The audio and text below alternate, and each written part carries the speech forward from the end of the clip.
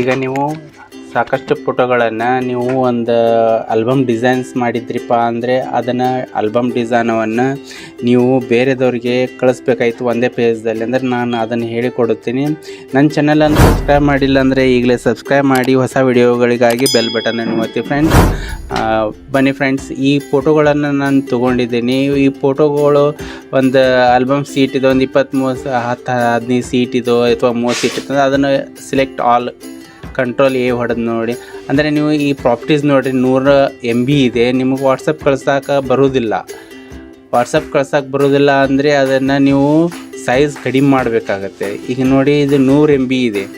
ಆ 100 MB ಇದ್ದಿದ್ದನ್ನು KB ಒಳಗೆ ಮಾಡಿ, ಆದರೆ ಅಷ್ಟೇನು ಒಡೆಯೋದಿಲ್ಲ. ಬಟ್ ಅವ್ರಿಗೆ ಡಿಸೈನವನ್ನು ನೋಡ್ಬೋದು ಅವರು.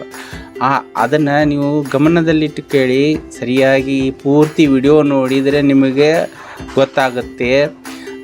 ಈ ಫೋಟೋವನ್ನು ಸಿಲೆಕ್ಟ್ ಮಾಡಿ ರೈಟ್ ಕ್ಲಿಕ್ ಮಾಡಿ ಓಪನ್ ವಿತ್ಗೆ ಹೋಗಿ ಮೈಕ್ರೋಸಾಫ್ಟ್ ಆಫೀಸ್ ಪಿಕ್ಚರ್ ಮ್ಯಾನೇಜರ್ ಅಂತ ಇರುತ್ತೆ, ಅದನ್ನು ಕ್ಲಿಕ್ ಮಾಡ್ಕೊಳ್ಳಿ.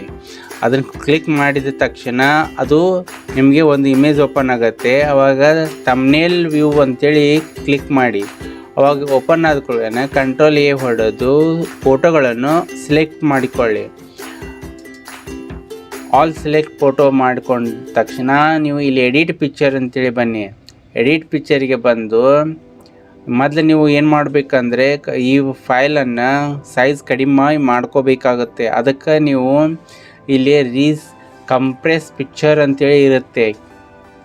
ಆ ಕಂಪ್ರೆಸ್ ಪಿಕ್ಚರನ್ನು ಕ್ಲಿಕ್ ಮಾಡಿದಾಗ ಇಲ್ಲಿ ಸೆಕೆಂಡ್ ಒಂದು ಡಾಕ್ಯುಮೆಂಟ್ ಅಂತ ಇರುತ್ತೆ, ಡಾಕ್ಯುಮೆಂಟ್ ಕ್ಲಿಕ್ ಮಾಡಬೇಕು. ಡಾಕ್ಯುಮೆಂಟ್ ಕ್ಲಿಕ್ ಮಾಡಿ ಓಕೆ ಅಂತ ಕೊಡಿ.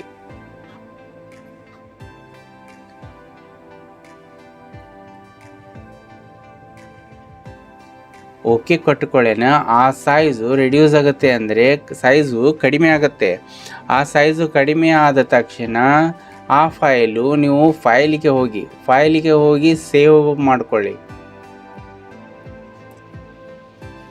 ಸೇವ್ ಮಾಡಿದ ತಕ್ಷಣ ಆ ಫೈಲು ಸೇವ್ ಆಗುತ್ತೆ. ಹೀಗೆ ನಾನು ಇದನ್ನು ಕ್ಲೋಸ್ ಮಾಡ್ತೀನಿ. ಕ್ಲೋಸ್ ಮಾಡಿದ ತಕ್ಷಣ ಈಗ ನೋಡಿ ಪ್ರಾಪರ್ಟೀಸ್ ನೋಡಿ ಎಷ್ಟಿದೆ ಅಂತ ತೋರಿಸ್ತೀನಿ. ಆಲ್ ಫೋಟೋಸ್ ಸೆಲೆಕ್ಟ್ ಮಾಡಿಕೊಂಡು 2.88 MB ಅಷ್ಟೇ, 2 MB ಅಷ್ಟೇ ಇದೆ. ಇದು 2 MB ಅಷ್ಟೇ ಇದೆ.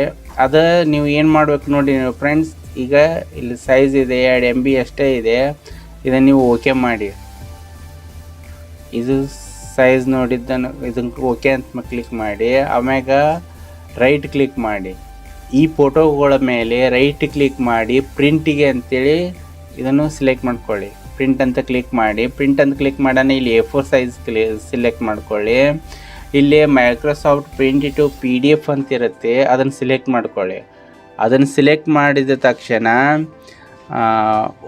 ಪ್ರಿಂಟ್ ಅಂತೇಳಿ ಕ್ಲಿಕ್ ಮಾಡಿ.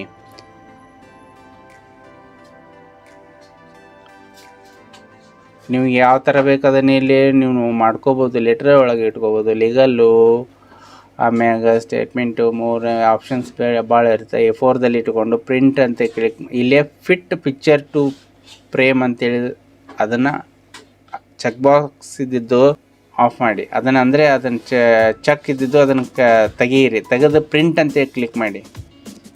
ಪ್ರಿಂಟ್ ಅಂತ ಕ್ಲಿಕ್ ಮಾಡಿದಾಗ ಆ ಫೈಲು ಎಲ್ಲಿ ಸೇವ್ ಮಾಡಬೇಕಂತ ಕೇಳ್ತೈತಿ. ಆ ಫೈಲನ್ನು ನೇಮ್ ಕೊಟ್ಟು ಸೇವ್ ಅಂತೇಳಿ ಕ್ಲಿಕ್ ಮಾಡಿ. ಈಗ ಅದು ಫೈಲು ಸೇವ್ ಆಗ್ತಾ ಇದೆ.